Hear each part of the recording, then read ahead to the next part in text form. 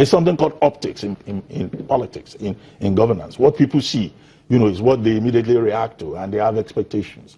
But at the end of the day, those expectations may not be immediately met. All of those expectations may not be met.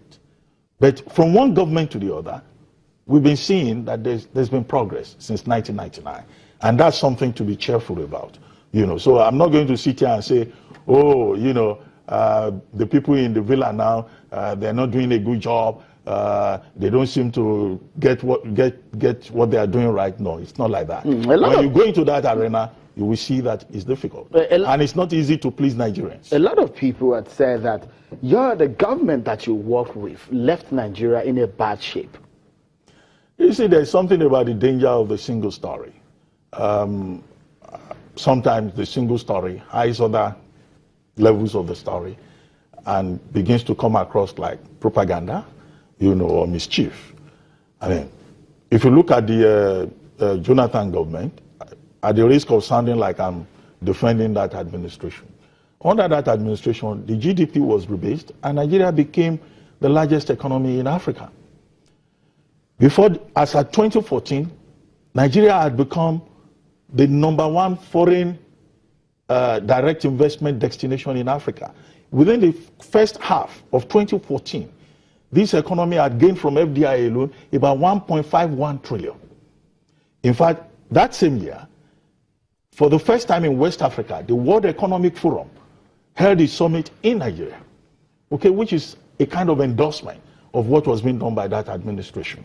It was also under that administration that the automotive industry was revived. It was under that administration the National Railway was revived. It was under that administration that the agricultural sector became very robust.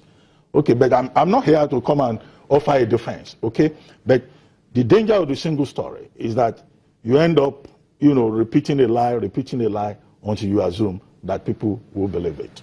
But I think that people should double check, some of these claims. It's in that same government that is said that $2.1 billion meant for arms procurement was stolen and being shared amidst party faithfuls and cronies. Well, that's a matter that is being investigated at many levels, And of course, you must know that the former president already responded to this. But as I told you, I don't want to sit here and be defending and because I'm not sure you invited me to you were, before we move into, you were also fingered in that matter, and you were said to have collected 50 million naira, of which, before you were released, you were said to have said that you will return 5 million naira. I'm not going to comment on that subject. Really? No. A lot of Nigerians will want to know, because as a former presidential spokesperson, I'm not going to comment with a lot of integrity going into that office, a lot of people will say, Dr. Abati, truly, did you collect 50 million I'm not going to comment on that subject. Okay, if you wouldn't, then let's move on to the issue relating to it, anti-corruption war in Nigeria. Yeah. Dr. Abati, do you think that war is one-sided?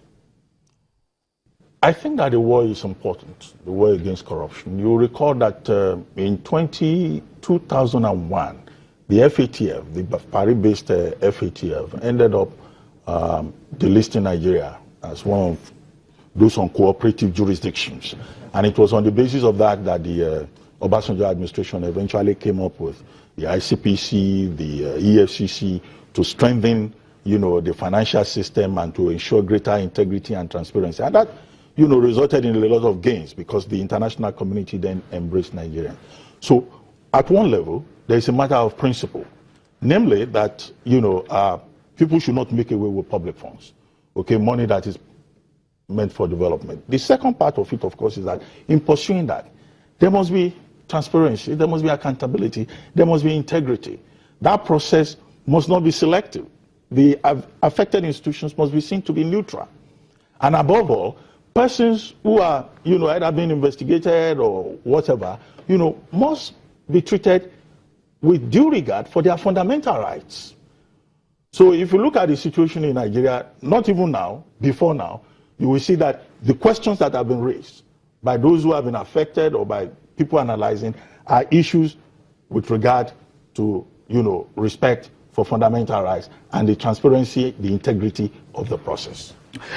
If you look at a lot of the comments, people will say most people that have been picked up PDP members, do you think that better things could have been done in terms of the war against corruption? Well, I've already addressed that by saying that the institutions must be seen to be neutral. They must be neutral. But now it doesn't look neutral. They must be neutral. Does it they look must neutral also now? be seen to be neutral. Does it look neutral from your perspective? Well, you yourself, you have said what the public is talking about. No. But that's what public is saying. What does Dr. Abati think about the war against corruption? Okay, I will take a more critical look at that. But it does appear that most of the people, the politically exposed persons, because it's not only politicians that the anti-corruption agencies invite. They invite civil servants and other, and ordinary people. But with regard to the politically exposed persons, yes, it will appear that there is a special focus on people who served in the last administration.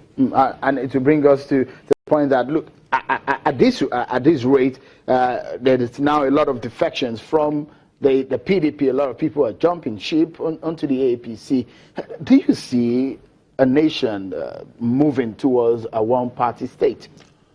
I really don't think so. I don't think that will happen from what we see on the field. I mean, maybe you are raising this question because of the tension within the People's Democratic Party. But we've seen this before. And we've seen political parties out of the crisis, out of the tension, out of the competition, re-emerging in a different form. You remember, at a time it was the PDP at the center, and in the Southwest, the Alliance for Democracy, the AD. Okay? Now, it looked at a point as if the PDP had taken over the AD.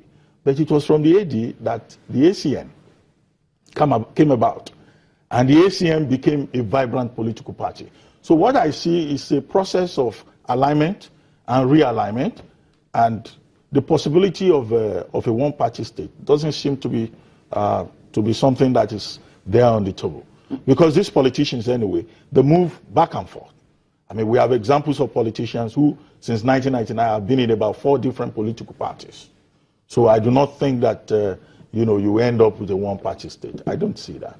Because a lot of people will wonder the kind of opposition that we should be expecting in the Nigeria political atmosphere.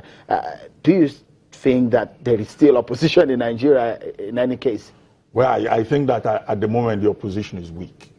And it would be nice to see, a far more vibrant opposition.